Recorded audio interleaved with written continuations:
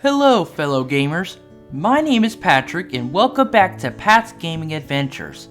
Now I recently tried out a new VR social game. It's called Reborn VR. It's very similar to VR chat. You have multiple worlds to explore while playing and chatting with other people. Now I've only had about 2 hours of playtime with this game so far, and I already have a decent amount of things to mention about the game. Reborn is filled with so much creativity. The worlds are incredibly well made and filled with beautiful scenery. Graphically, the game looks incredible and very colorful. The controls are very simple and easy to use as well. Reborn also has a variety of avatars to choose from the get-go. The selection is filled with a lot of cutesy anime girls and other characters.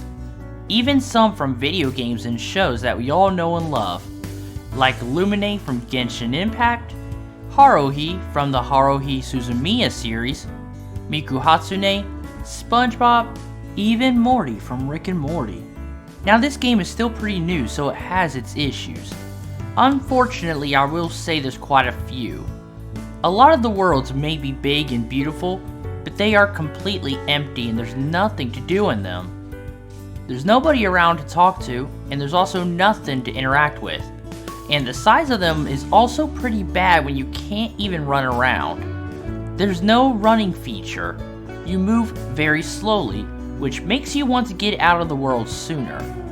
Most worlds also, like in VR chat, usually have some kind of music, but the worlds in Reborn don't.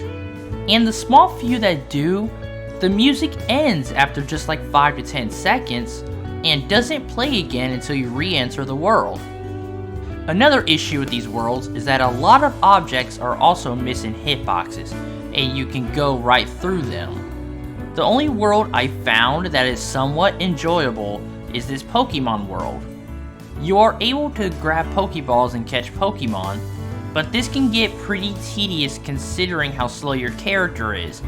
And the Pokemon are so fast that you can't catch them sometimes.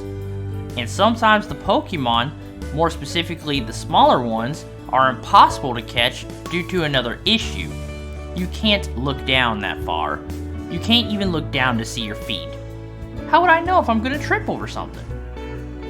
So far from what I've seen, probably due to my PC's power, I've only encountered one glitch. Or I think this is a glitch.